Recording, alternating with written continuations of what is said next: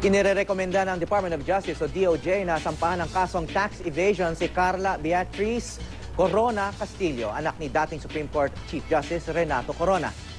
Lumabas sa investigasyon ng BIR na hindi tama ang binayarang buwis ni Castillo noong 2008 at 2009. Mahigit 200,000 pisong income lang ang idineklara niyang kita para sa 2 taon.